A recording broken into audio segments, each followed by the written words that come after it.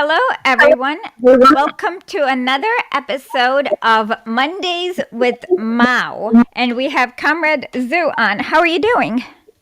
Well, I'm doing pretty good. Give How about me. you guys? Go ahead. I mean, it's okay. Just give you 1 second and let's just get a shoot stuff. Okay, I'm looking for my phone so we can read it. I just downloaded it and I can't find my phone. Found it. Okay, excellent. Oh, Let's you see. hide it somewhere. Good. Yeah, I'll find it. Give me 1 second. Krishna, where did I put it?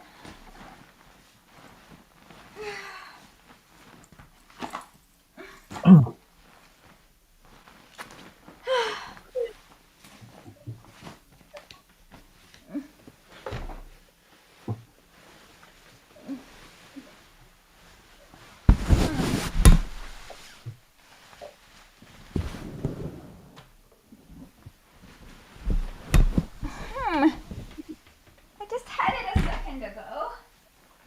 Ugh. Oh, oh. You should looking for something. Can you start talking though, so that people, while I look for the phone? Okay. Hey guys. Okay, now you guys not here. I'm gonna do the talking. Okay. So first thing first, I want to tell you guys why I wanna do this. Because today's topic is about. Okay, hold on. I just had it Okay. in my hand a second ago and I can't find it. So how are you Okay. doing? I'm okay. Just because today's topic is called protracted war. Oh yeah, it's one of my favorite pieces of Mao. Give me 1 second. Can you tell me what year it was created? Okay, while I find my phone, can you just tell people what year it was created and the historical context? No, I won't do this. I want to tell people why I picked this action. Cause last time when we talk about Found it. the revolution will work no matter what. In the Okay, end, the so revolution will work. sorry everyone. I hope everyone's doing okay. Yeah. Okay, this time but meanwhile, you cannot expect the revolution work overnight. That's why I choose this topic to tell everyone. It will work, but it will take a while to work.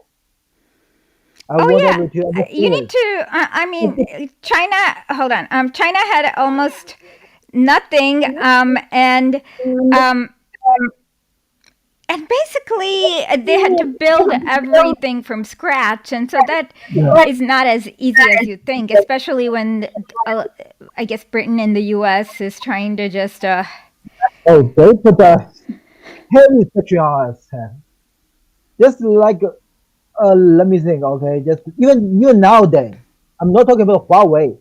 They have some they made something in Paris to against they just no one can sell anything military to China. Anything military or anything advanced which has something to do with military to China. If you do that, you are against the section. You will be sectioned. It's called the Paris Agreement something. I just remember the Chinese name. I cannot figure out the English name. the Paris Agreement. Okay. I look a little. Let me see if I look okay. There's a shadow here. Okay. It's fine. I will just. I'll figure out the shadows later. But okay, so with the Paris Agreement, it was still a Cold War against China in that they were going to sanction people for selling a certain kind of metal. Not only metal, weapon, all the material, any high Wow. technology has anything to do with military. If you sell this to China, basically you're done.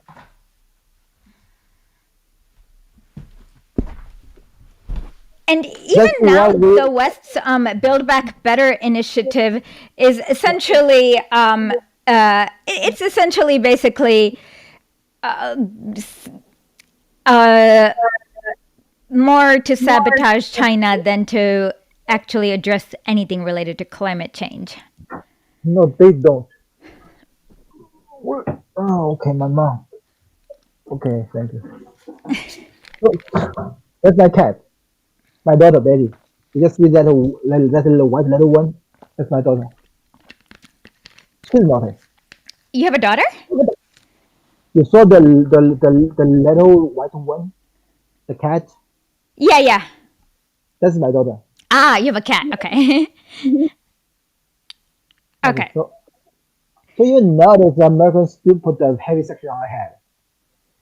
Not What? even talking about the Huawei or Dongxing, CCTV, those things. Oh yeah. I love it. I loved it when CCTV banned sorry, when China banned BBC, and I was like, yeah, why didn't they ban it 100 years ago? And that was what they should have done. Because 100 years ago, it was ROC, it was KMT were in charge, but not the CBC. Oh yeah, I know. I was just thinking, like, yeah, the BBC, that's what irritates me is that the BBC is probably one of the most destructive regime change propagandas ever. So, Oh, I'm not sure whether BBC or CNN, which was the biggest. Just to be honest, BBC, CNN, MSBC. all of Let's say the them were there for Iraq War. And so let me just share the piece we're reading here. Okay. And I'll start reading, and then we'll talk. Just interrupt me to talk about anything. Okay. okay, okay. Statement of the on protracted war. Statement of the problem. May 1938. It will soon be July 7th, the first anniversary of the Great War of Resistance against Japan. Rallying in unity, persevering in resistance, and persevering in the united front, the forces of the whole nation have been valiantly fighting the enemy for almost a year. The people of this whole world are attentively following this war, which has no precedent in the history of the East and which will go down as a great war in the world history too. Every Chinese suffering from disasters of war and fighting for the survival of his nation daily yearns for victory. But what Wait a can. minute, Issa. Do you think it's similar to today? The whole world has been suffering from American imperialism, Yes, and we have been fighting for this, not just for 1 year. In here, in the right, God knows how many years yes, we're fighting against them. And some people lost their faith. They think it's not going to win. Some people think will win overnight, and both of them are wrong. no, We talk the we just I think we did a good conversion job about we will win in the end last week. So this week we'll tell people we will win, yes, but we will not win overnight. It no. takes a lot of effort. It takes time. Be patient. Yeah, it will be a long time because empires are actually the most dangerous when they're Hurt yeah, towards the when they're end. dying. When they're Yes. dying, they would just drive the whole world down to the hell with them. Yep. And that's essentially what they are doing right now. I mean, so what I notice is that they are trying to start a crisis in Ethiopia because China is agreeing or building a dam there. Sudan and It's a whole year. It's just small problem, small issue compared with they are really up to. They what are are. up to just look at the map. First of all, Taiwan, Mm-hmm. then Ukraine. Mm-hmm. Think about what if when Ukraine war broke up, what will happen next?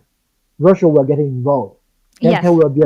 then those refugees from Ukraine will rush to the Europe, Yep. the Israel, and the whole EU will be destroyed for next because of the next refugee crisis. Because Yep. their whole issue is already very very serious. Anything can be the last draw to destroy EU. EU Yeah. is like very very weak according to me. Okay, and if you want to ask why America want to just destroy EU? Because as we all know, the American debt crisis is very serious. Mm-hmm. There's only two units has the biggest quantity to fill for that black hole. One is China, another is EU. They tried on China, it didn't work. Trump, remember? Yeah. It didn't work. So the only option they have in their hand is EU. So for American imperials, they have only has two options in their hand now. One is just let the EU die or let themselves die. Guess what they will choose? Blowing everything up. Yeah, and also let me give you guys another small knowledge. Okay, the biggest opponent of Europe of USD is not yuan or digital currency or something else or Bitcoin. It's euro. Ah, because people are trading Yeah, commodities with euro currency. yeah, yeah. Okay. It's euro. Okay. Every Chinese suffering from the disasters of the war and fighting for the survival of his nation daily So, yearns for victory. But what actually will be the course of the war? Can we win? Can we win quickly?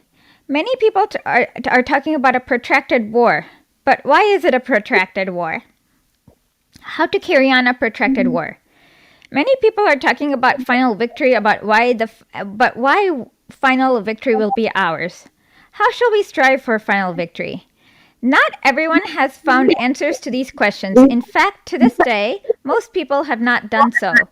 Therefore, defeatist exponents of the theory of national subjugation who have come forward to tell people that China will be subjugated and that final victory will not be China's. On the other hand, we have impetuous friends have come forward to tell people that China will win very quickly without having to exert any great effort. But are these views correct? We have said all along they are not. However, most people have not yet grasped what we have been saying. This is partly because we did not do enough propaganda. propaganda and the external work, and Yep. partly because the development of the objective event had not yet Hold on. fully. Let me read it so that you can interrupt so that people can understand when it's part of the thing, okay? Okay. Of the objective events, just interrupt whenever you need to say something. Interrupt had not yet fully and clearly revealed their inherent nature and their features to the people, who were thus not in a position to foresee the overall trend and the outcome and hence to decide on a complete set of policies and tactics. Yeah, yeah. Now, See, this is very close to today, right? This situation is very close to today. mm-hmm, As I said, some people nowadays talking about those revolutionary people. Some mm-hmm, of them will think, some people just think they're not revolutionary, but the poor people.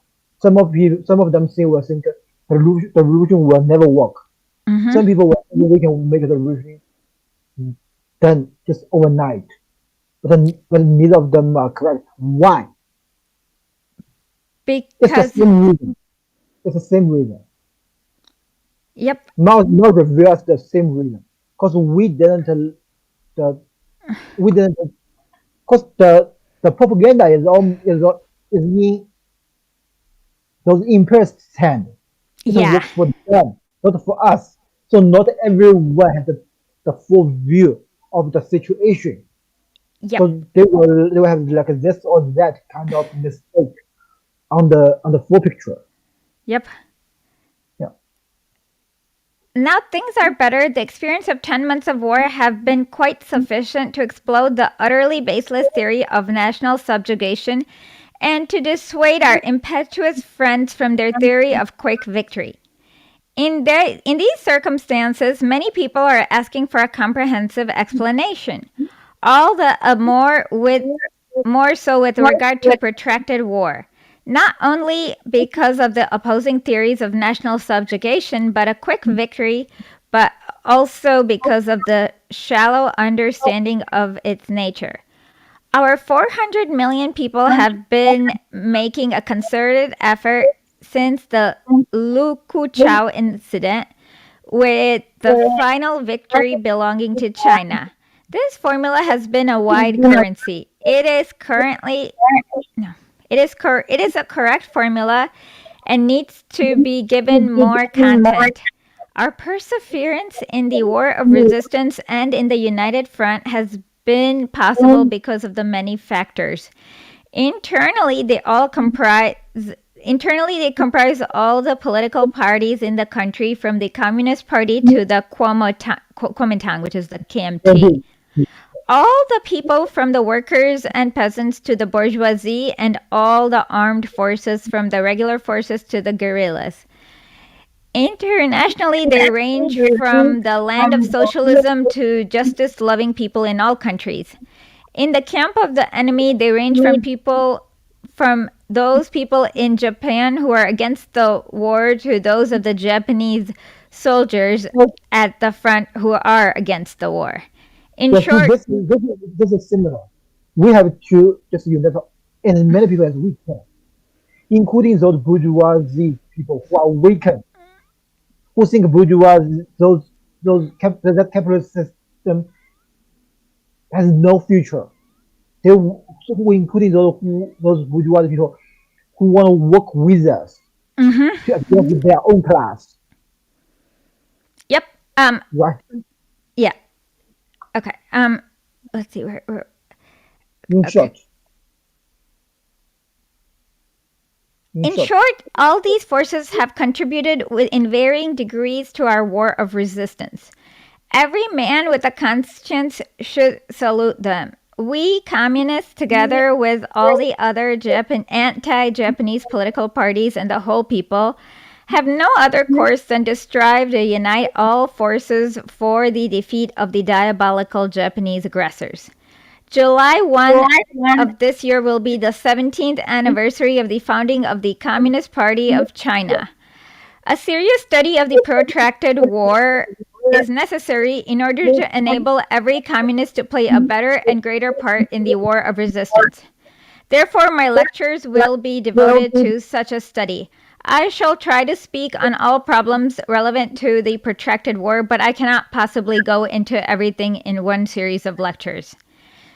All the experience of the 10 months of war proves the error both of the theory of China's inevitable subjugation and the former theory of China's quick victory.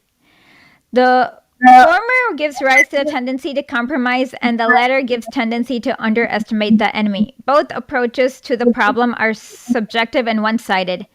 In a word, unscientific. yeah. Before See this part. Talk about this part. Remember when we just started this series?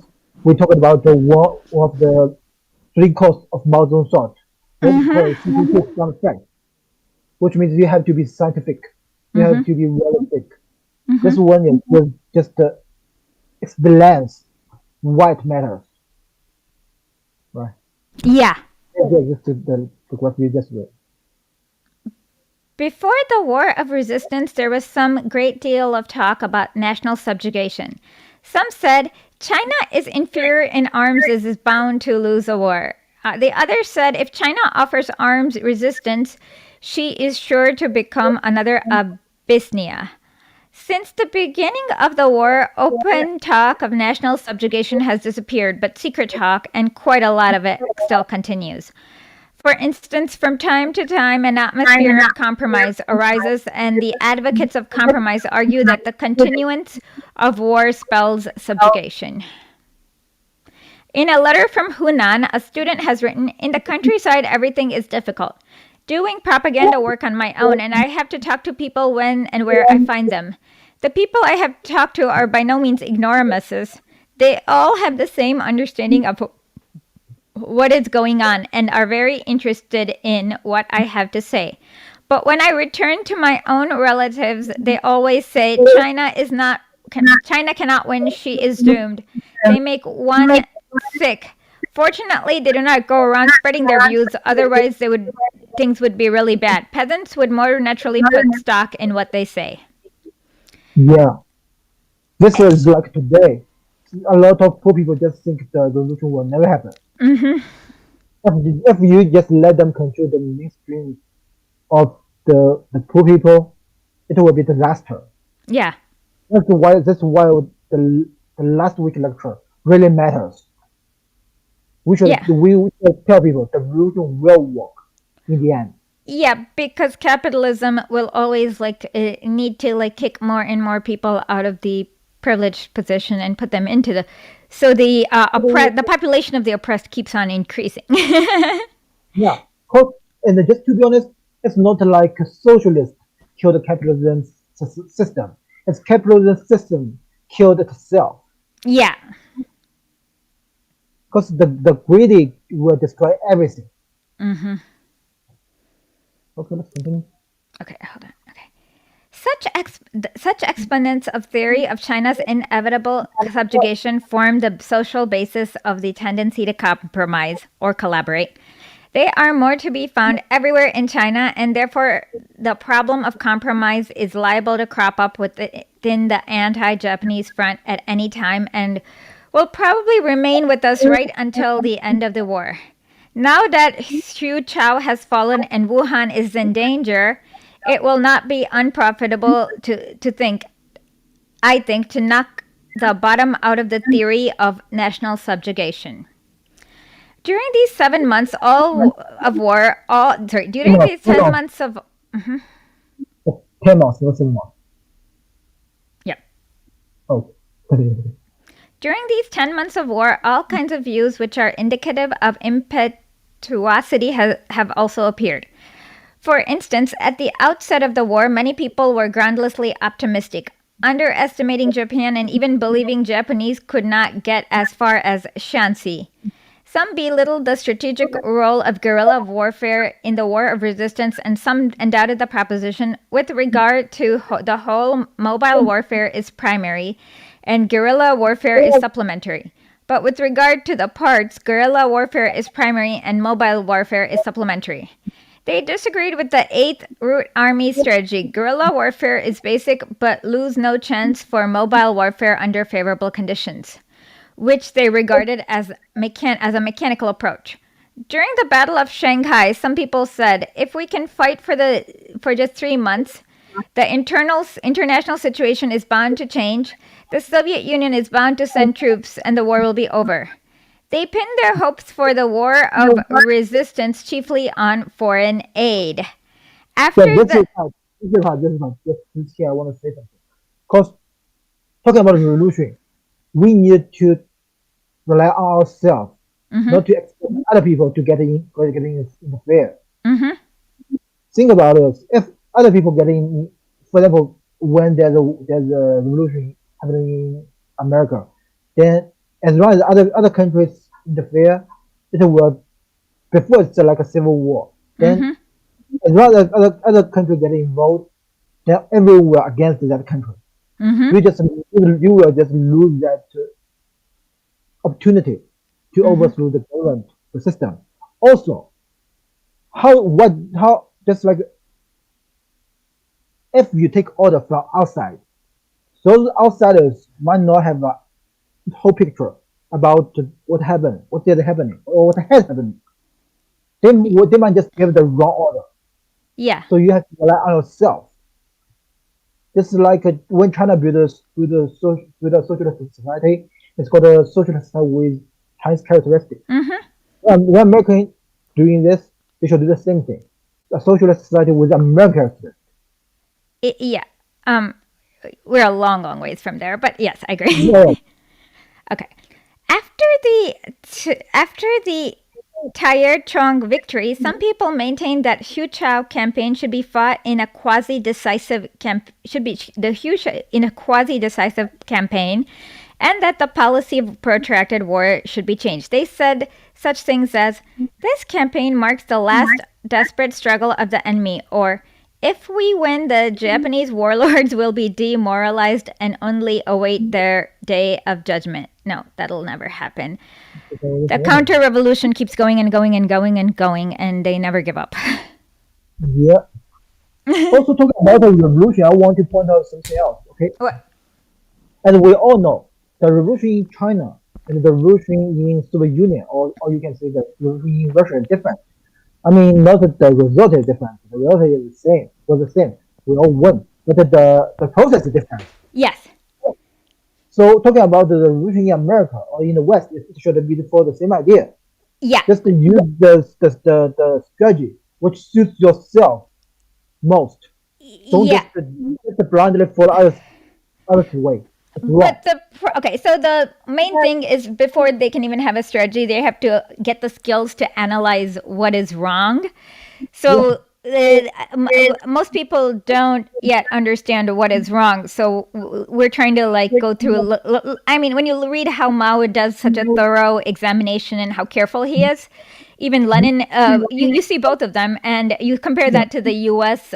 Leaders and how careless they are, and it shows you that like they don't even want to understand the problem. And so there's a big difference. You can tell how sincere somebody is in solving the problem with how much effort they take to understand it, because you can't solve what you don't understand. Listen, just to be honest, no offense, I don't think they don't understand. I think what they care, they pretend not to understand. They don't care. They just not like they don't care understanding. They care not to understand. You know what I'm talking about? Oh, they don't care enough to understand. It's not that they're unable to understand, but they just don't care enough.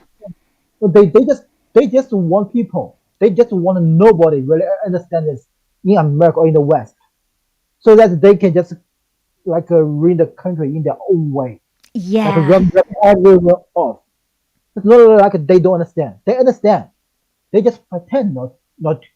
They just pretend not understanding, so that no one else can understand. Yeah. Okay. I see. They're trying to obfuscate on purpose. So, like, they're trying to, like, let's say that I write something, and then, like, instead of neat handwriting, I write it in like a scribbly way, and whatever. Then other people who read it can't. It won't be so easy for them. Yeah. Okay. Um,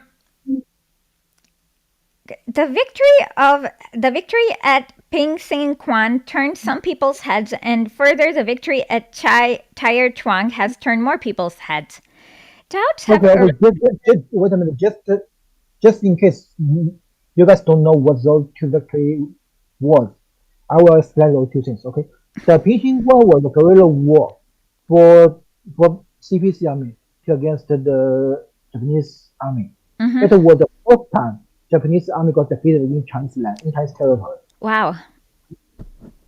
And the Peking War victory was led by Li Zongren as KMT. It was not a guerrilla war, but like official war, face-to-face war. Like a land war. Yeah, and they won as well.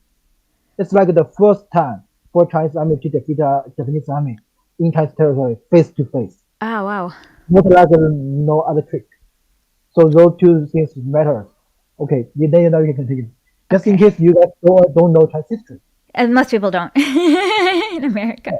Okay. Doubts have arisen to whether the enemy will attack Wuhan. Many people think probably not, and many others definitely not. Such doubts may affect all major issues. For instance, is our Japanese strength sufficient? Our anti-Japanese strength sufficient? Already sufficient? Some people may alternatively, some people may answer affirmatively for our present strength and is sufficient. Our present strength is already sufficient to check the enemy's advance. So why increase it? Or, for instance, is the slogan "Consolidate and expand the anti-Japanese National United Front" still correct? Some people may answer negatively, for the United Front in its present state is already strong enough to repulse the enemy, so why consolidate and expand it? Or, for instance, should our efforts in diplomacy and international propaganda be intensified? Here again, the answer may be in the negative. Or, for instance, should we proceed in the earnest to reform the army system and the system of government, and develop the mass movement and enforce education for national defense, suppress traitors, Trotskyites, and develop war industries and improve the people's livelihood? And for instance, are the slogans calling for the defense of Wuhan, of Canton, and of the Northwest, and for the vigorous development of guerrilla warfare in the enemy's rear still correct? The answers might all be in the negative. There are even some people who, the moment a slightly favorable turn occurs in the war situation, are prepared to intensify the friction between Kuomintang and the Communist Party, diverting attention from the external to internal matters. This Okay, wait a minute, just in case you guys don't know, okay? Because even I will explain this out to you guys. Even during the war, before 1970, just kidding, to 1945, during the Second World War, AMP still tried to destroy CPC army. Yeah. That's why Mao just writes all this down. Okay, it's not from nowhere. It's from somewhere. Yeah. Because as we know, for bourgeoisie, the real threat is, as I always joke, is the illiterate farmer. Yeah. Okay, this almost invariably occurs whenever a comparatively big battle is won or the enemy's advance comes to a temporary halt. All the above can be termed political and military short-sightedness, and such talk, however plausible, is actually specious and groundless. To sweep away such verbiage should help the victorious prosecution of the war of resistance. Now, the question is, will China be subjugated?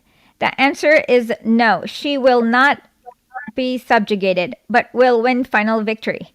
Can China win quickly? The answer is no. She cannot win quickly, and the war of resistance will be a protracted war. But here's the thing. Will we win the revolution? The answer is yes, we will win the revolution. But will we win the revolution overnight No. or very quickly? No. We will win. It's also a pattern war. Yeah. As early as 2 years ago, we broadly indicated the main arguments on these questions. Since July 16, 1936, 5 months before the Xi'an incident and 12 months before the Lukuchao incident, an interview with the American correspondent, Mr. Edgar Snow, I made a general estimate of the situation with regard to the war between China and Japan and advanced various principles for winning victory. The following excerpts may serve as a reminder. Under what conditions do you think China can defeat and destroy the forces of Japan? Answer. The 3 conditions are required. First, an establishment of an anti-Japanese united front in China. Second, the formation of an international anti-Japanese united front. The third, the rise of the revolutionary movement of the people in Japan and Japanese colonies. From the standpoint of the Chinese people, the unity of the people of China is the most important of these 3 conditions. Question. It's the same thing today. How can we get the revolution to work? A, we should unify all those working class. B, we should unify those, like we're talking about bourgeoisie, those who are willing to helping us. See, the rise of those revolutionary movement of those from those so-called half colony of America, of the West, for example, Africa, or some Southeast Asia, for example, like the Philippines. Or now, if you look at Japan or Korea or even Germany, Italy, Yeah. they're half colonies. No offense, guys.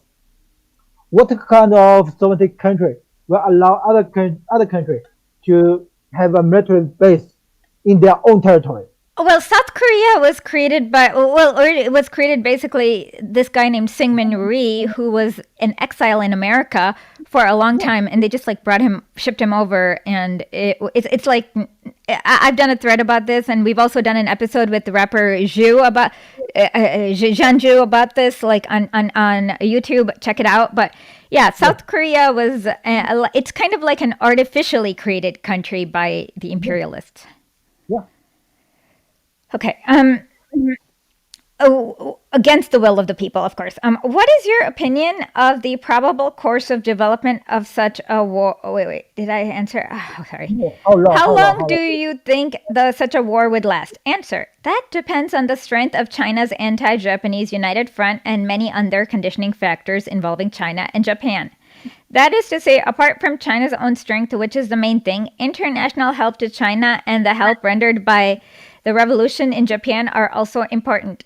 If China's anti-Japanese united front is greatly expanded and effectively organized horizontally and vertically, if the necessary help is given to China by those governments and the peoples which recognize the Japanese imperialist menace to their own interests, and if the revolution comes quickly in Japan, the war will speedily be brought to an end and China will speedily win victory. If these conditions are not realized quickly, the war will be prolonged. But in the end, just the same, Japan will certainly be defeated and China will certainly be victorious. Only the sacrifices will be great and there will be a very painful period. Yeah. Same like today. Yep. 20 million Chinese people died during World War II. But yeah. What is your... No, it's 40. 40? 40? Yeah, 40. Oh, wow. Okay, never mind. I'm sorry. But 40 million... Okay. Okay. Sorry. Okay. What is your opinion of the probable course of development of such a war, politically and militarily? Answer. Japan's continental policy is already fixed, and those who think they can halt the Japanese advance by making compromises, you can never compromise with the, it's like the scorpion. Hold on. Okay. I'll finish this. Okay.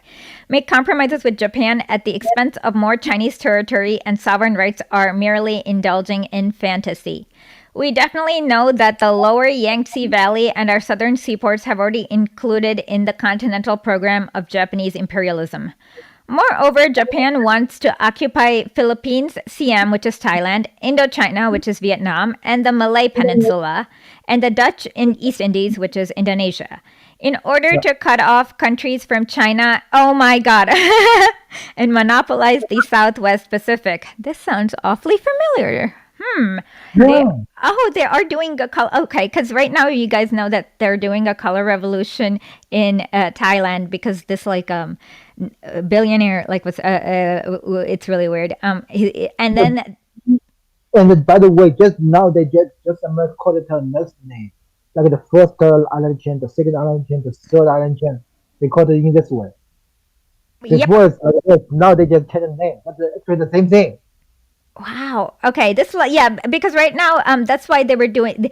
Okay, so it was to cut off other countries from China and monopolize, and that's exactly what the U.S. is doing in the South China Sea. That's the Southwest Pacific, right? South China Sea.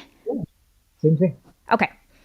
This is Japan's maritime policy. Oh my! This sounds exactly like what the U.S. is doing right now. Okay. In such a period, China will undoubtedly be in an extremely difficult position. But the majority of Chinese people believe that such difficulties can be overcome, and only the rich in big port cities are defeatists because they are afraid of losing their property. Yes. Yeah. Many people think it would be impossible for China to continue the war once I see now. Once her coastline is blockaded by Japan. This is nonsense. To refute them, we only need to cite the history of the Red Army. In the present war of resistance against Japan, China's position is much superior to that of the Red Army in the Civil War. China is a vast country, and even if Japan should succeed in occupying a section of China with as many as 100 and 200 million, we still would be far from defeated because back then China had 300 million. Right now, China has 1.4 billion? Correct.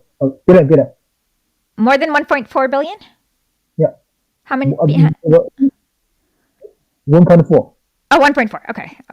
Yeah, because I know we almost with India. I'm talking population. The size is almost the same as India. Oh, wait, no, it's bigger than India, both population and size. Yeah. India is 1.2 billion, I think. Yeah. And size is like twice as big as India. But India does have more arable land. That's another story. Yeah, there wasn't. It doesn't have more arable land? Okay, never mind.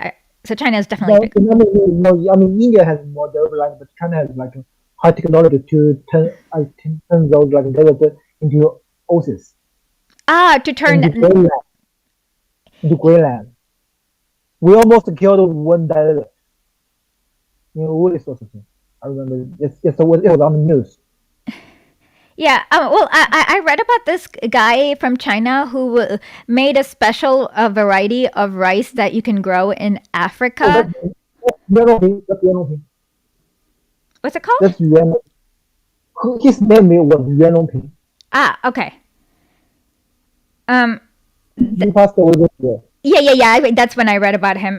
They did his obituary in the New York Times even. And this was one of the few people they couldn't even like. They were very respectful, even though he was Chinese and communist. Like it was very good. Yeah. Yeah. Okay. We just see it as a sad. Just to be honest. We see Yuan as sad. Some kind of sad, like very honorable. No one will say anything bad against Yuan. Because he just like saved the whole mankind. Ah. With the rice seed he developed a lot, just like at least in China no one will starve. Yeah, and it can be grown with less water. So before, like this couldn't be because you need it in rice. You need to drown it in water almost, and yeah, with less water, he was able to do it. Not only this, you can just plant it in the sea. In the sea, Yeah, like water, like in the ocean, in salt water. yeah, just like in the salt water, it can survive. Wow.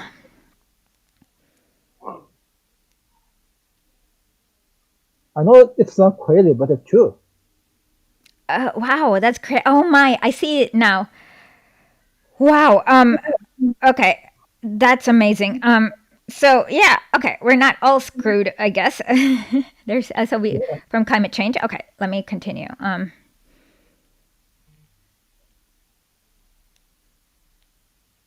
Question. Okay, we're defeated. Okay, we still have ample strength to fight against Japan, while the Japanese would have to fight decisive battles through their rear in their rear throughout the war. The heterogeneity and the uneven development of China's economy are rather advantageous in the war of resistance. For example, to sever Shanghai from the rest of China would definitely not be as disastrous to China as would be the severance of New York from the rest of the United States. Even if Japan blockades the Chinese coastline, it is impossible for her to blockade China's northwest, southwest, and west. Thus, once more, the central problem is the unity of the entire Chinese people and the building up of the nationwide anti-Japanese front. This is what we have long been advocating. Yeah, that's the thing. It's not about which city those interests occupied or what kind of position they occupied. A key point is to unify the whole working class, Mm-hmm. to unify those who got obsessed in America to wage that revolution. You Yes, guys should work together. That's the key point, the first element. exactly. If the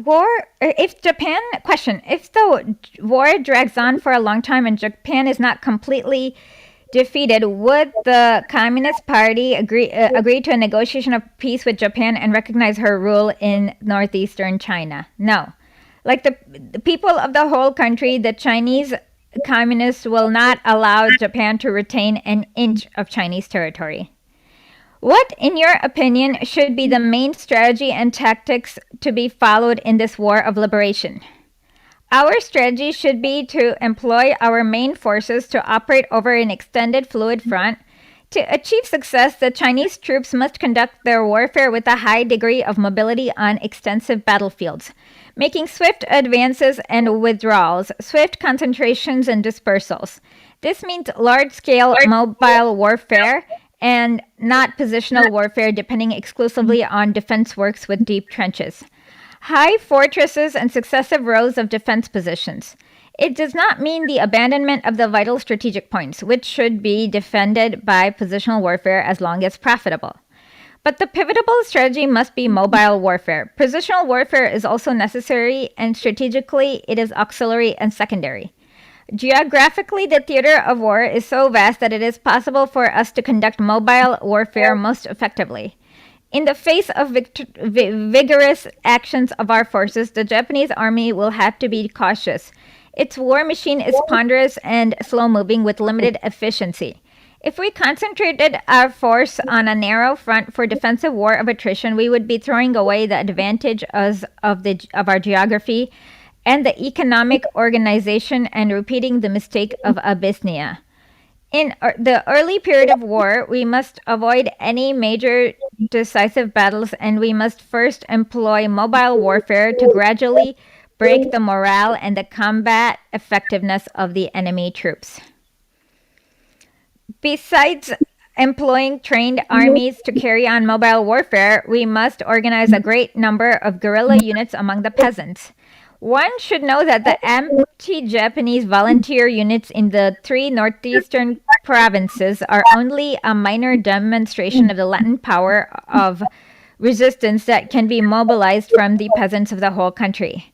The Chinese peasants have very great latent power, properly organized and directed, but they can keep the Japanese army busy 24 hours a day and worry it to death. It must be remembered. Okay, just you guys don't know this part of history. So when just CPC organized that guerrilla war in the north part of China, and in the end, Japanese army can only they just had the guts to stay in the counter or in the camps. They don't have the guts to go to the countryside to grab something. If we just like 20 people or something like this, because that 20 soldier will be killed. Ah, so then they had to always ship supplies in from Japan, and that's inefficient.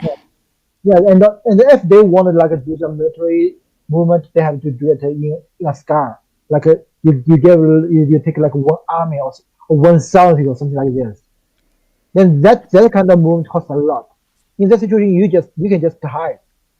And they got nothing to grab, and they just like spending everything in there. Mm-hmm. So they cannot find the supply. Mm. There's nothing in there for them. That makes sense. Okay.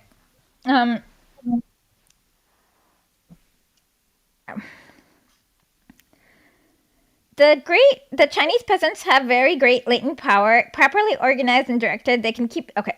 It must be remembered that the war will be fought in China, and that is to say, the Japanese army will be entirely surrounded by hostile Chinese people. It will be moved to move in all provisions and guard them. It must use a large number of troops to protect its lines of communications and constantly guard against attacks, and it needs large forces to garrison Manchuria and Japan as well. In the course of the war, China will be able to capture many Japanese soldiers and seize many weapons and munitions with which to arm herself. At the same time, China will win foreign aid to reinforce the equipment of her troops gradually. Therefore, China will be able to conduct positional warfare in the later period of the war, making positional attacks of the Japanese-occupied areas. Thus, Japan's economy will crack under the strain of China's long resistance, and the morale of the Japanese forces will break under the trial of innumerable battles. On the Chinese side, however, the growing latent power of resistance will be constantly brought into play, and a large number of revolutionary people will be pouring into the front lines to fight for their freedom. The combination of all these and other factors will enable us to make the final and decisive attack on the fortifications and bases in the Japanese-occupied areas and drive out forces of aggression out of China. The above views have been proved correct in light of the experience of the 10 months of war and will also be borne out in the future.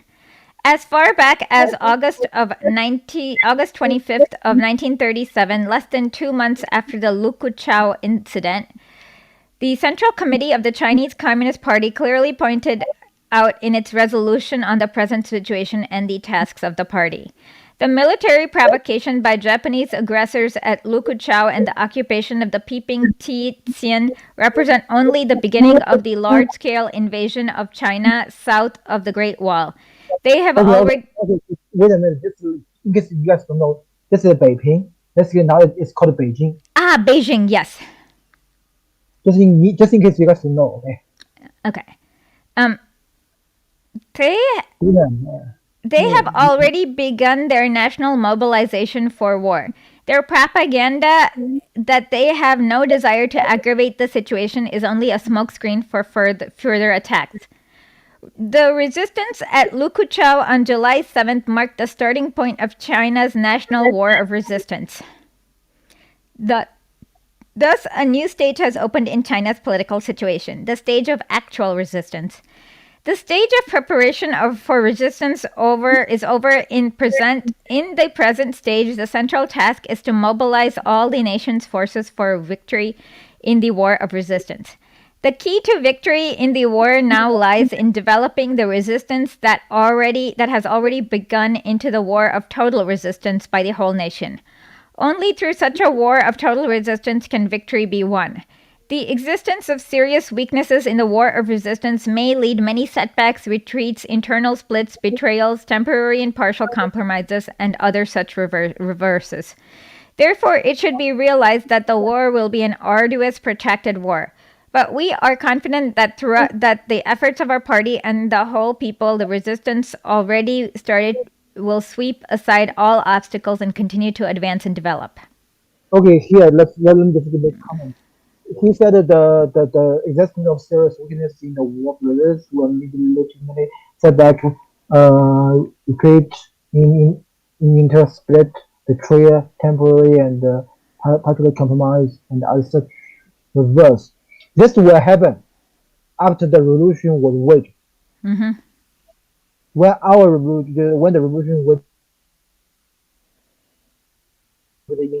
this will happen as well. Okay, that makes sense. Epistemologically speaking, the source of all erroneous views on war lies in idealist and mechanistic tendencies on the question. People with such tendencies are subjective, one-sided in their approach to problem. They either indulge in groundless and purely subjective talk. What is that? Which Groundless and purely subjective talk. Oh, I just got lost here. Okay, we're at number 8. Okay, I know number 8 just to see which line.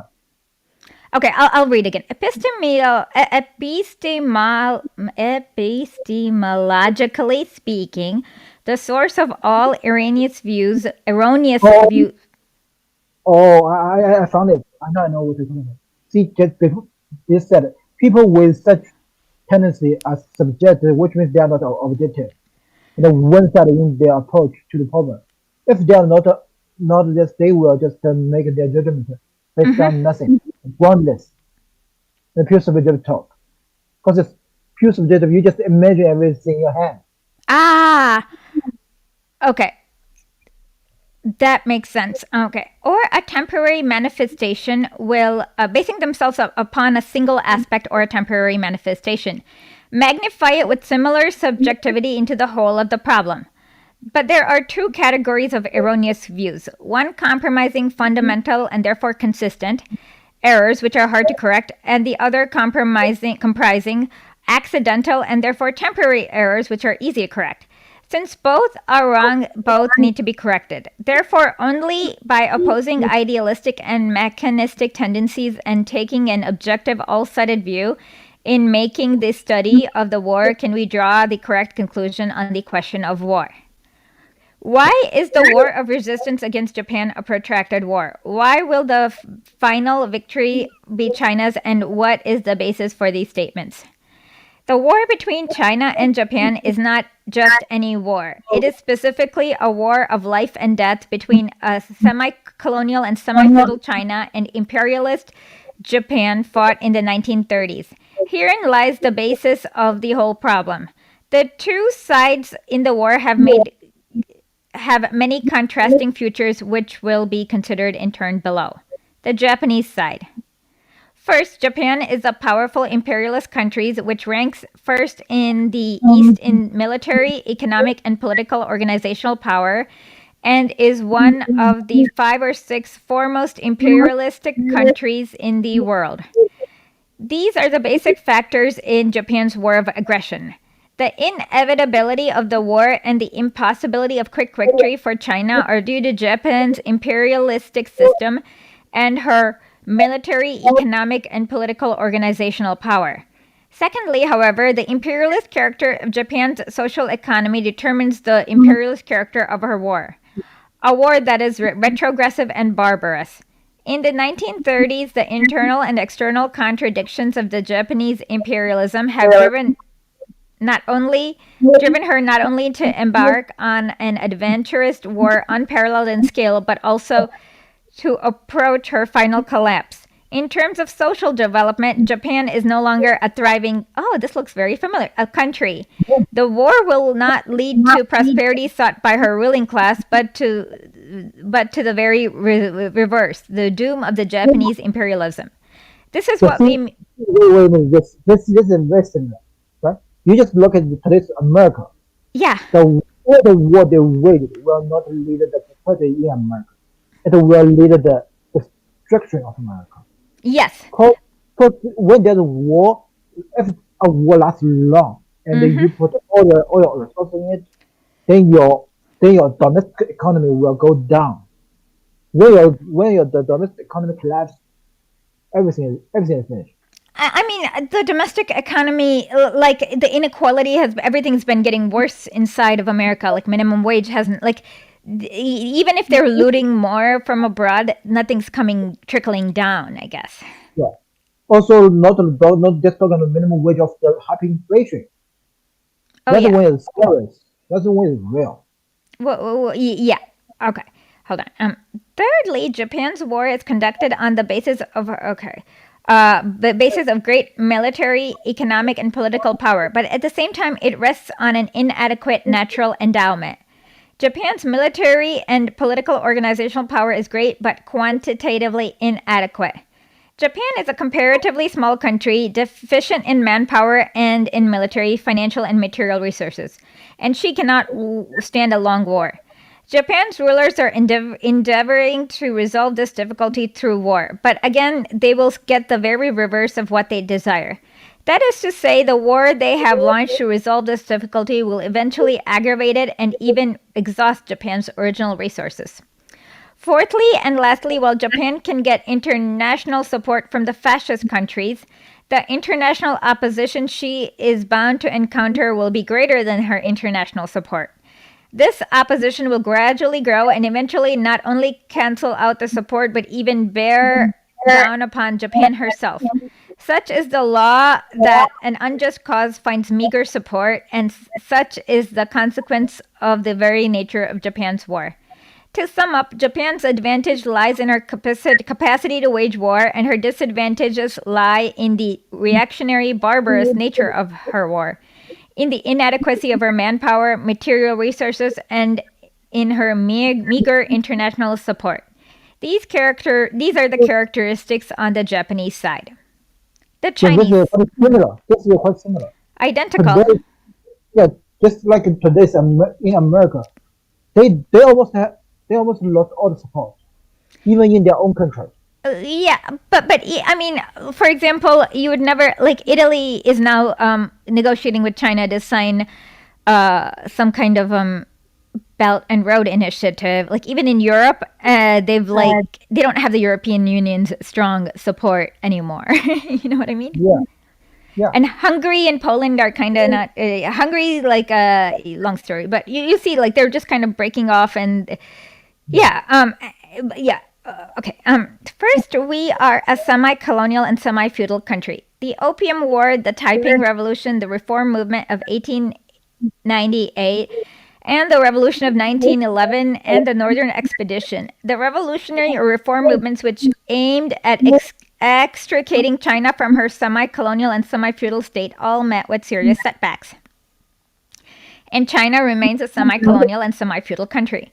We are still a weak country, manifestly inferior to the enemy in military, economic, and political organizational power. Here again, one can find the basis for the inevitability of the war and the impossibility of a quick victory for China. Secondly, however, China's liberation movement, with its cumulative development over the last 100 years, is now different from any previous period. Although the domestic and foreign forces opposing it have caused serious setbacks, it is this in the same time they have tempered China's people. Although China today is not as strong as Japan militarily, economically, politically, and culturally, yet there are factors in China more progressive than in any period of her history. The Communist Party. See, I mean, this is almost the same thing. It's like before there was a revolution in the West, but not like today. Mhm. Not like today. Everyone wants that kind of revolution to happen. I mean, the mass majority of people. Before it's not like this. Before it's like some people want like the capitalist revolution. I mean, like in France, or they just can't do that naming like a slave liberation. I mean, talking about the American Civil War, something like this. Even in the Black Pants, they're talking about they celebrated the black people. They just turned everything else. Now we can focus on the real issue, class struggling, which was not mentioned before. As long Oh, as we see this clearly, and then we spread this idea to everyone to address the real issue, our revolution will win. It will work. yeah. Um, we are still a weak country, manifestly inferior to the enemy in military, economic, and political power. Here again, one can find the basis for the inevitability of the war and the impossibility of the quick victory for China. Secondly, however, China's liberation movement, with its cumulative development over the last 100 years, is now different from that of any previous period. Although domestic and foreign forces opposing it have caused it serious setback, at the same time they have tempered the Chinese people. Although China today is not so strong as Japan militarily, economically, politically, and culturally, yet there are factors in China more progressive than. Okay, the Communist Party of China and the army under its leadership represent these progressive factors. It is the basis of this progress that China's present war of liberation can be protracted and can achieve final victory. By contrast with Japanese imperialism, which is declining, China's country is rising like the morning sun. China's war is progressive, hence its just character. Because it is a just war, it is capable of arousing the nation to unity, of evoking the sympathy of the people in Japan, and of winning the support from most countries in the world. Thirdly, and again by contrast with Japan, China is a very big country with vast territories, rich resources, a large population, and plenty of soldiers, and is capable of what is China capable? And is capable. Hold on. Sustaining a long war. Yes. Fourthly and lastly, there is a broad international support for China stemming from the progressive and just character of the war, which is again exactly the reverse of the meager support for Japan's unjust war. To sum up, China's disadvantage lies in her military weakness, and her advantages lie in the progress and just character of her war, her great size, and her abundant international support. These are China's characteristics. Yeah. Okay.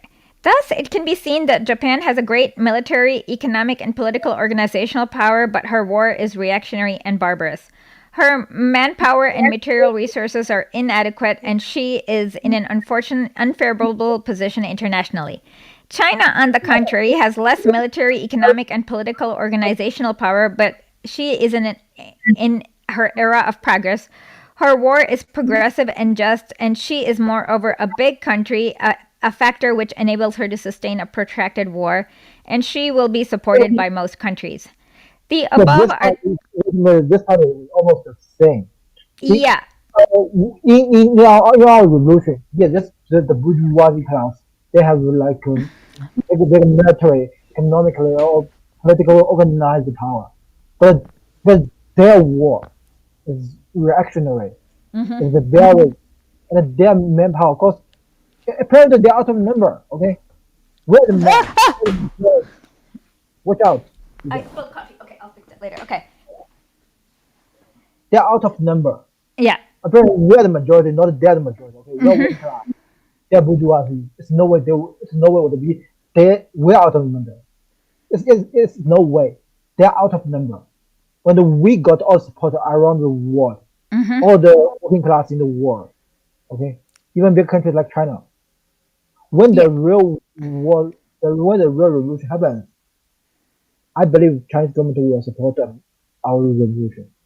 Oh yeah. This I mean, is what right I now. believe. I mean, the minute you like, that's why the U.S. is trying to so hard install, like, overthrow the governments of Thailand and Myanmar, because well, with Myanmar, it was like it set up this, what's her name? I can't pronounce her name. An Aung Suu Kyi.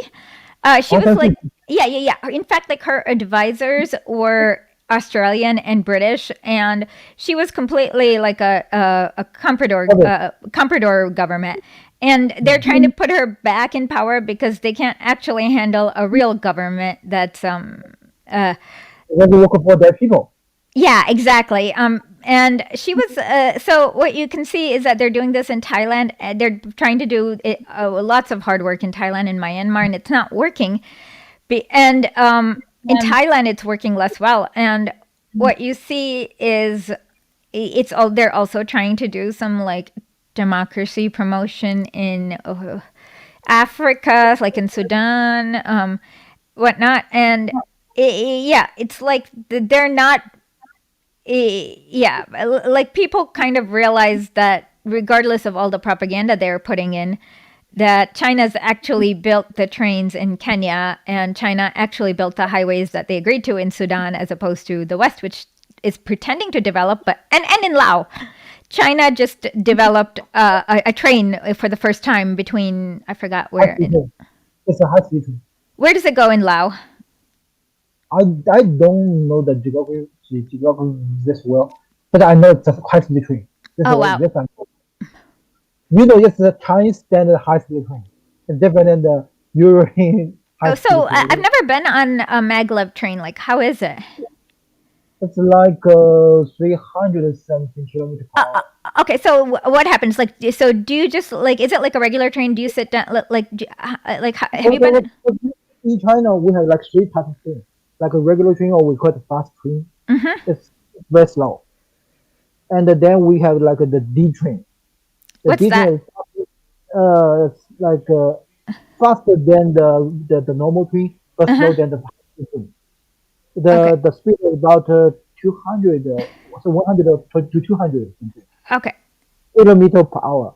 Then talking about a high speed train, it's at least it's faster than three 300 kilometers per hour. It's like a street level. Oh wow. Okay. Okay.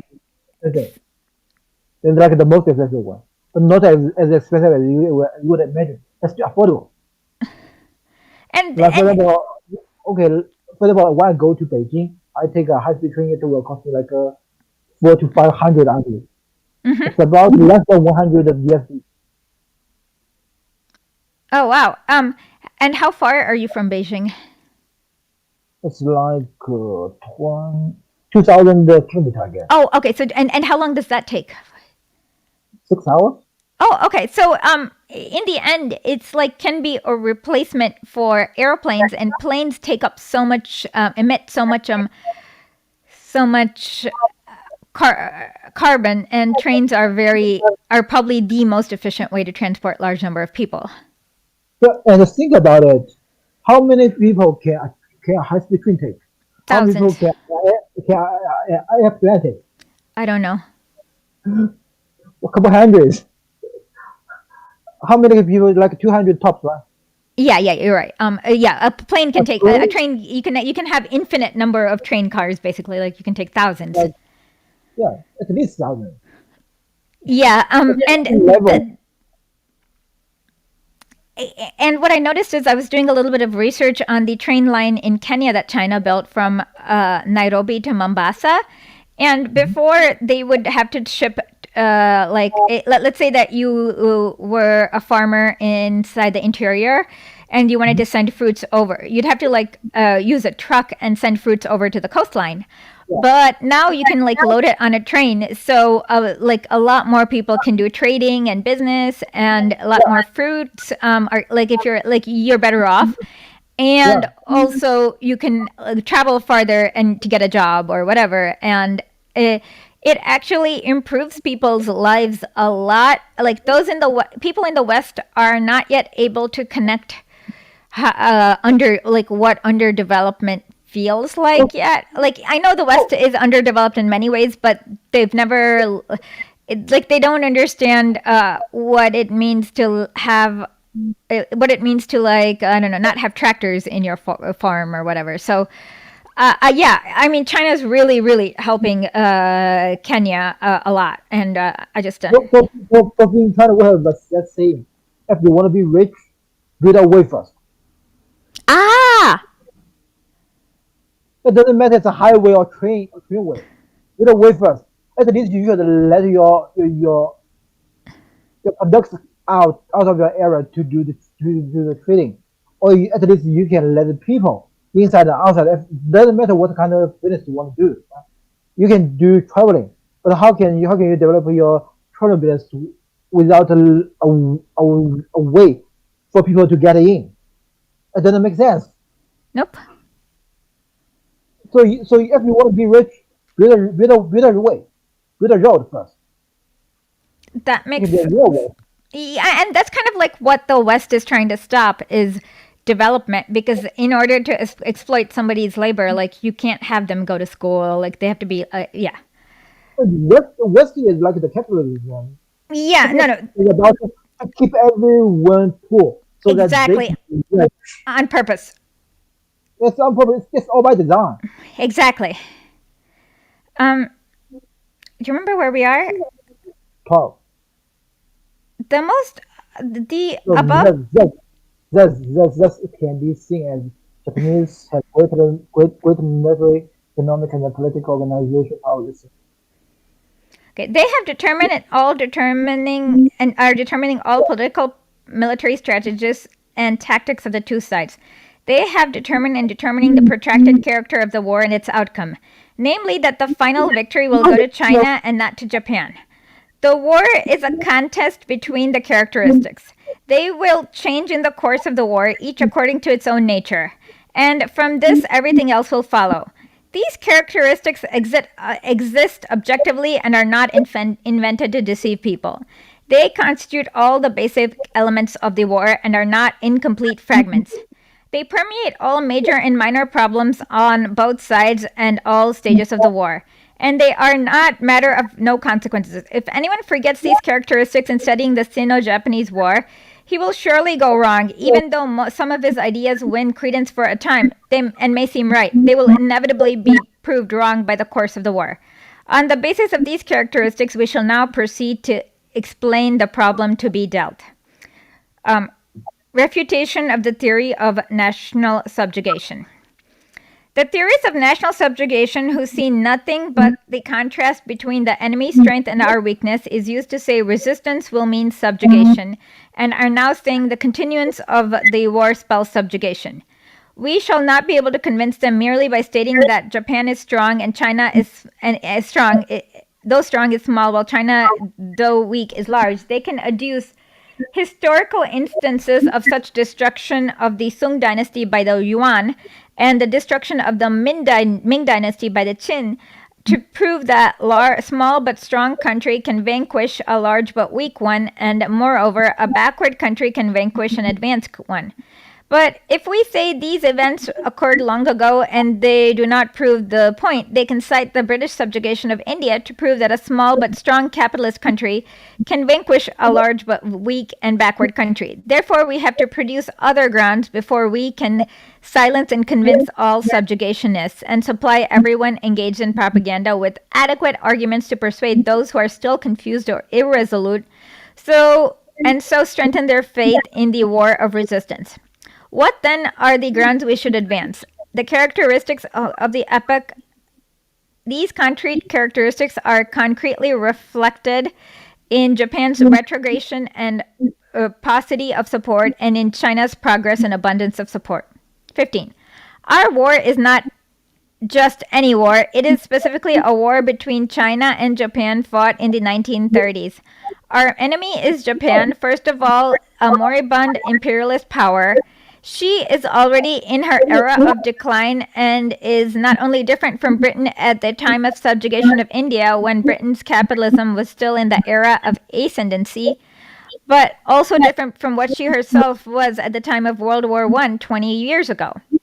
The present war was launched on the eve of the general collapse of the world imperialism and, above all, of the fascist countries. That is the very reason the enemy has launched this adventurous war, which is in the nature of the last desperate struggle. Therefore, it is an inescapable certainty that it will not be China, but the ruling circles of Japanese imperialism, which will be destroyed as a result of the war. Moreover, Japan has undertaken this war at a time when many countries have been or are about to be embroiled in war. We are all fighting or preparing to fight against barbarous aggression, and China's fortunes are linked with those of the most of the countries and peoples of the world. This is the root cause of the opposition Japan has aroused and will increasingly arouse among those countries and peoples. Yeah, that's the truth. See, America is like America. Like the yesterdays of Japan, like today's America, right? Mm-hmm. Almost the same. Almost the same. Yeah. What about China? I mean, it feels okay, and of course, China is like way stronger than anything back then. So, Yeah. okay, let's see. Okay, what are the 15. The present war launched on the above all of the fascist countries. That is the very reason the enemy has launched this adventurous war, which is in the nature of the last desperate struggle.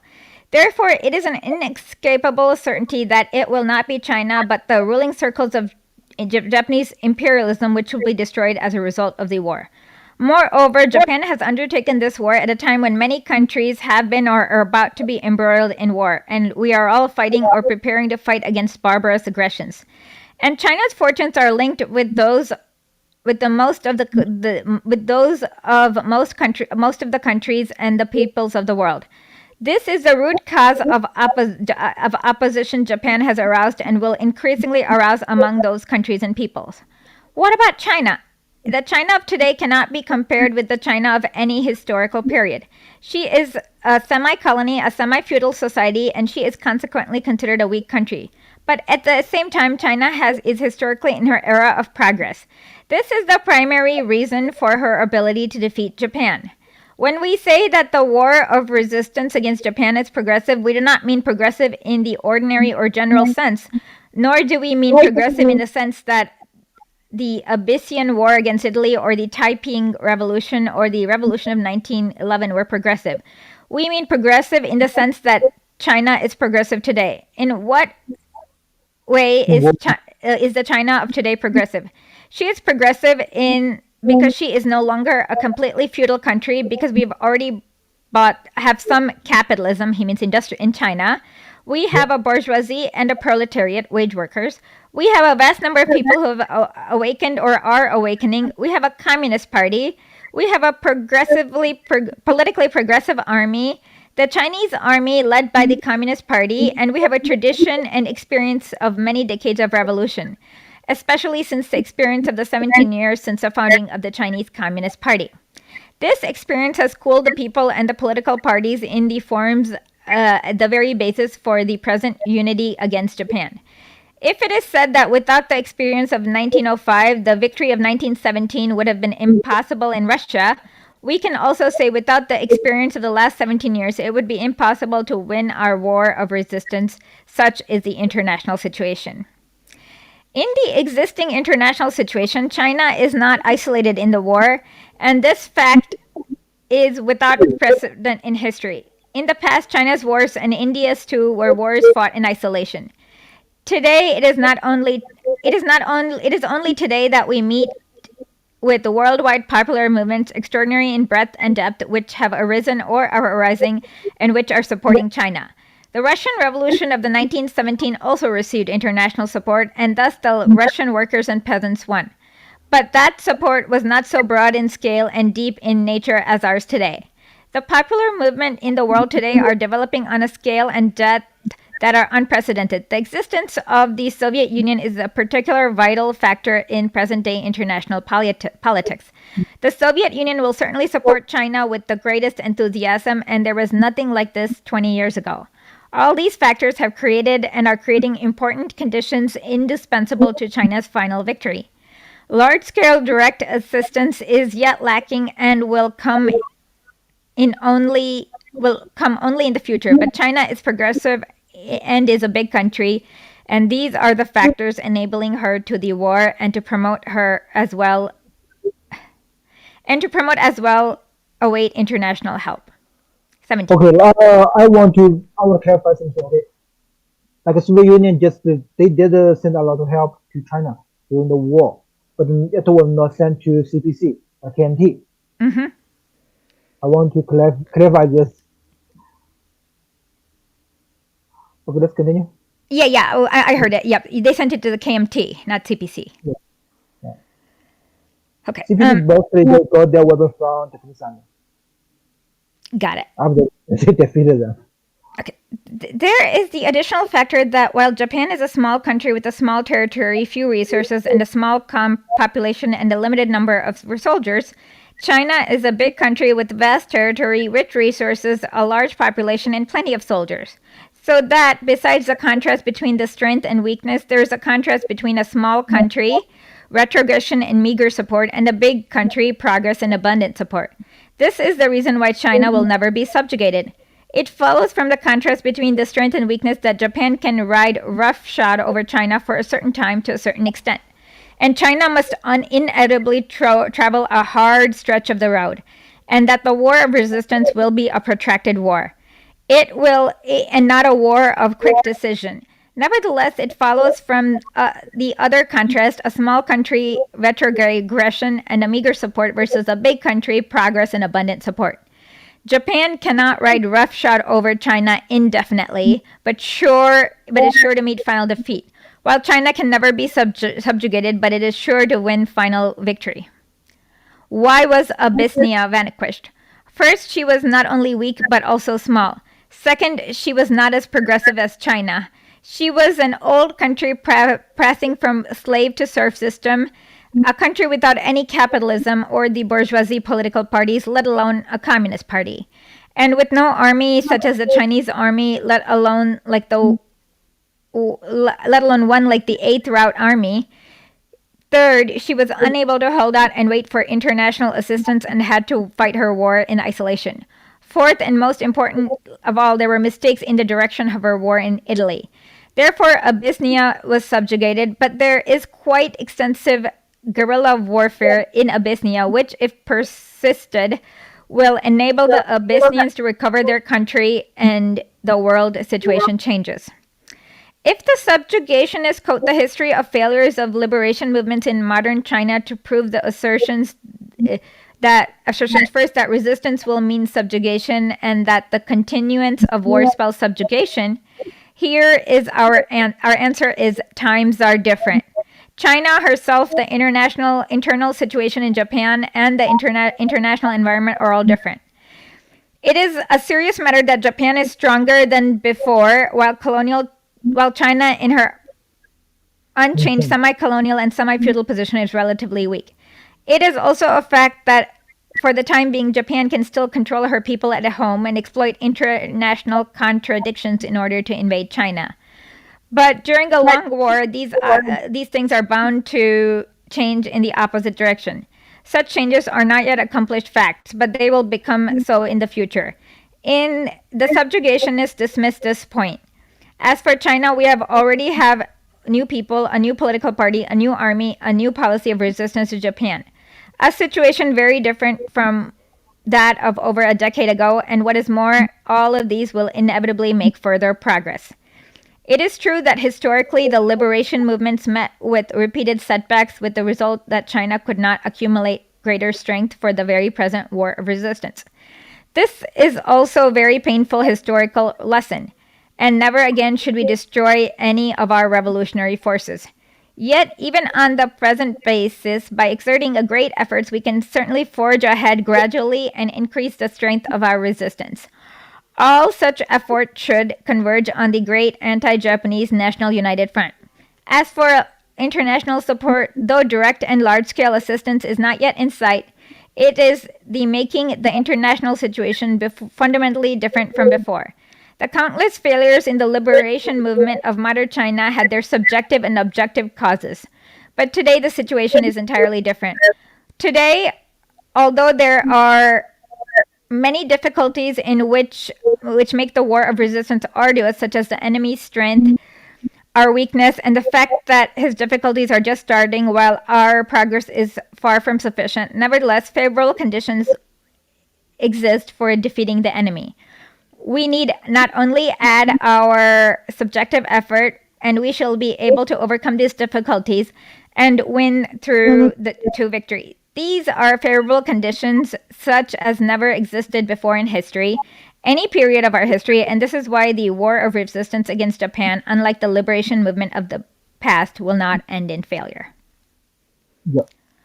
Uh, Also, uh, also, because China has no way back. China had no way back in that situation. They what is?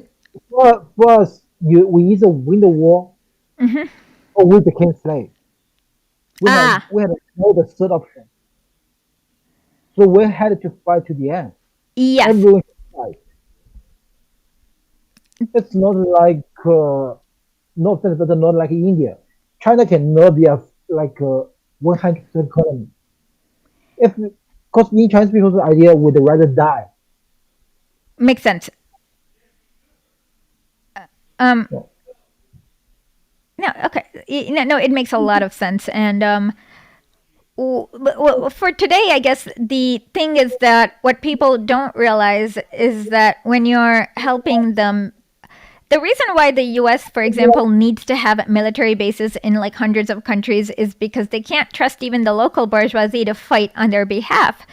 They literally need to spread themselves to every place. But China can trust, like when you're a farmer who's now for the first time like in Kenya able to like feed your children enough because you can send your fruits over to be sold, like you are willing to fight for that. And that is the main difference, is that as China builds more infrastructure in the Belt and Road Initiative, their base of support becomes bigger and bigger. Yeah, also, we don't need to rip off from the whole world. We build our own stuff. Like the production in China is already more than enough. We not only feed ourselves, we feed the whole world. Yeah, If we put like if you count if you count our industry in, if you count our agriculture in, it's like we how many stuff we produce to support the. Just to be honest, one of the reason why American dollars still not collapse is because they can still buy stuff with USD from China. If tomorrow Chinese government just said, okay, we would not take any American dollar anymore, we'll take the only renminbi, then everything switches. then the price in America will just rise to the moon. No Yeah, question asked, it will definitely happen. And America doesn't even have any foreign reserves like as much because they're used to having the dollar hegemony, and when that goes away, and that's why they like would overthrow Gaddafi, Saddam Hussein, Yeah. everyone. Before Saddam Hussein, the Gaddafi, but this time it's China. They cannot throw China. No No, way. It's not for them to. It's China and Russia, Iran. yeah, Like Iran, China, Iran actually has really advanced windmill technology. Like I didn't know this, but they have really advanced windmill technology. And so when the U.S. military had to build wind technology in their military bases in Afghanistan, they actually had to import the windmills from Iran. yeah. Also, Iran got the support from China and Russia. Yeah, no. They find. I think China, Iran, and China and Russia. Okay, China. It's separate, like not one treaty. As in Russia and Iran signed a mutual defense agreement, and China and Iran signed a mutual defense agreement, and Iran and Russia. I mean, sorry, Russia and China have signed a mutual defense agreement. So, yeah, Also, we made a like a grand plan with Iran. It's like 25 years in investigate investment plan. Like that's agreement. Like we will invest like I forgot how many trillions of USD. Not it's called just counted in USD, but actually hmm Chinese Chinese stuff, Chinese money in Iran to for them to build their own infrastructure or and something like this. yeah. And that's I mean, Iran has already come a long way with the Shah. Like when the Shah was around, he was a U.S. puppet, and they didn't even have like water. Like it was much worse off than China. Like they didn't even have water, and I believe like 40% of no, like 60% of the population couldn't read, and they've like come a long, long way. yeah, they still have a long way to go. Oh, Yeah, but I mean, and they've been facing nonstop sabotage from the U.S. oh, yes, will never stop this until the day they collapse. Yeah, I mean, and they can't like they have because they only have one formula, which is because they're used to only dealing with comprador governments. They can't actually deal with real people. Like they can deal with the Shah because the British installed the Shah in, but they can't deal with actual people and make actual like there's a yeah. I cannot even remember what was last time one American just used a puppet and that puppet can last to the end. What? One American made a puppet in whatever country. I cannot even remember what last time they even worked. One Iran, American made a puppet. Ukraine. Ukraine, Ukraine, we haven't seen the end. Okay, Ah, okay. Ukraine, we haven't seen the end. In Korea, Mm-hmm. they want to attack, but finally it failed miserably. If America army doesn't get involved directly, it will be no South Korea today. Because North Korea almost finished South Korea in the first place. Yeah, that's why the U.S. came to invade because basically the Korean even the like even the right wingers that the U.S. tried to install like Kim Koo, he went to Kim Il Sung and made tried to make an agreement. The CIA Yeah, assassinated him, so it was very hard to even create that Korea and their half of like it was very murderous and gross. yeah, and in Vietnam, then they failed miserably as well. Not Million in Koreans. Vietnam. Oh, in Vietnam, yes, Yeah, that was Vietnam, the southern Vietnam caught fish by the northwest. yeah, but The yeah, and Vietnam, go ahead. it was disaster. Then after that, it's like Afghanistan. So Oh, just with Afghanistan, in 3 months, the whole puppet government got collapsed. oh yeah, yes, yes, yes, yes. No, Okay, so yeah, the guy was like addicted to heroin or something. Like the leader, it was really crazy. But yeah, the South Vietnamese government was really, really weird. it's just like if you don't work for your people, your government cannot last long. Yeah, That's the key. It's the rule. It's like the best rule for politics. And none of those puppet government like funded by American government work for their own people. This is why they can never last long. Okay. They just work for themselves. They want to grab the money.